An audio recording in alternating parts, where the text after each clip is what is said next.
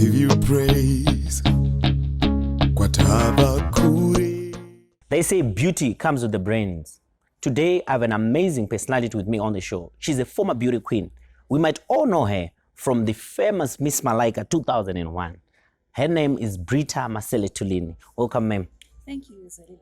So, here at Rock Bottom, what our main goal and our main agenda is to inspire and motivate through one's testimony. Would like you to share your testimony with the rest of Zimbabwe. My first question with you today is, can you take us through your journey as a model? A very long, interesting, fun journey. I think I'm a blessed person to have gone through a number of experiences in my life. I think from childhood right through to, my claim to fame.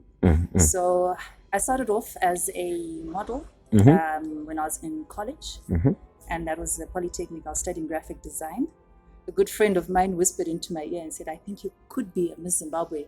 I looked at him and I laughed and I was like, "Look at me, I'm a tomboy." And he was like, "No, all you need to do is to go join a modeling agency where they'll be able to help to prep you." Because he says that there were certain characteristics about me that defined a beauty queen. So I hesitantly went and I joined Silhouette Modeling Agency back in the 90s, 1998.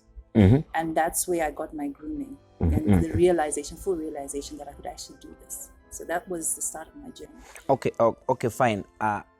You thinking with your personality, you're never going to be a queen.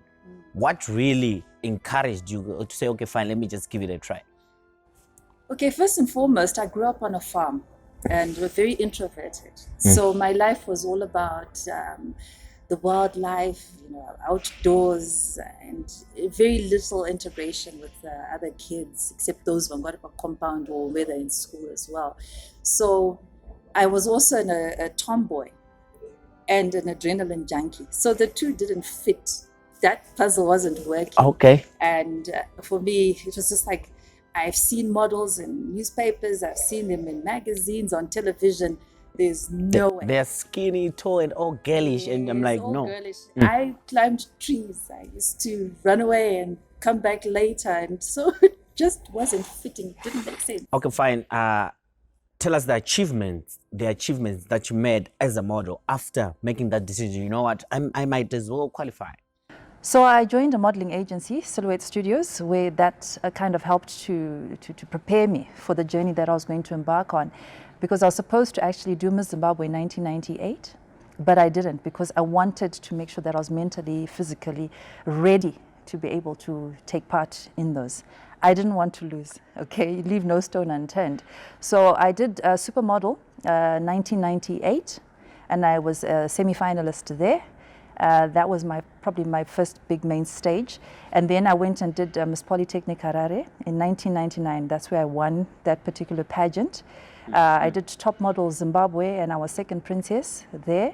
Then I went on to do a Miss Harare as well. And I won that pageant. And then I won Miss Lucky 7 Zimbabwe. Then I went to compete at Miss Lucky 7 International in Swaziland, and I was first princess. I was beaten by South Africa. Okay. To be honest, I wanted the car more than anything. But she walked away with a nice little Taz. But thereafter, coming back, that's when I went and I competed for the Miss Zimbabwe pageant, and I won that one. So I was Miss Zimbabwe 1999. Then follow-up, Miss Malaika in 2001. That was probably the pinnacle of my career in pageantry. So having that achievement like Miss Malaika, how was the feeling knowing that the whole nation is rallying behind you and you're carrying the Zimbabwean flag? To be honest, I'm going to be very, can I say, honest about it. I didn't get much support in the run-up to going to Miss Malaika. It was a whole new concept. People weren't sure about it. I had minimal sponsorship. I had good people who actually came in to assist me. But I wasn't really fully aware. Thankfully, there were a few people who actually were encouraging and were there to support me. Then when I won, it was something else. Because I think for me, it wasn't an issue of saying, "Good, I've got the support of Zimbabweans," but what am I going to do for my country? I think that was the ultimate goal for me. So going there, I actually didn't know it was going to be broadcast live. I thought they were going to, package it for us and then you get to watch it. But thankfully, apparently a sponsor came through to be able to sponsor so that Zimbabwe could watch. I didn't call home to know exactly what was taking place until after the pageant. I was telling people. And everyone almost like, yeah, Brita. I was shocked, but I was really, really happy. At the same time, that pageant for me was amazing. It opened my mind to a whole host of things. I traveled. I got to do things that I only could have dreamt of. After the pageant, the reception back home, you were not expecting it. No. How did you manage to contain the limelight that you got? Let's just start at the airport. My manager didn't tell me that the airport terminal was going to have, people to welcome me back. I remember just hearing drums being played. And I was coming down the aisle, or the ramp. Then I see so many people. I was like, what are all these people doing here?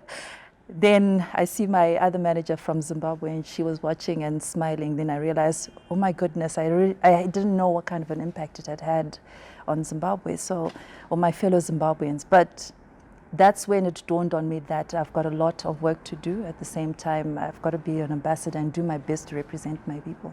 Mentally, were you ready for to be carrying that burden for the I was nation? partially. I had been very, very well prepared for the job that was to come with it, because Miss Malaika was about addressing African issues. But I wasn't prepared for the fame that came with it. I think nobody had really fully explained that this is what could actually happen. So I had to be very deliberate in a lot of the decisions I'd make and the choices I'd make, the people I would be dealing with, and also just the nature of the job. How do I deal with being a public personality to that level? Because with Miss Zimbabwe, it wasn't the same. It was completely different. Yeah. Thank you so much. Viewers, stay tuned. We'll be right back after this short break.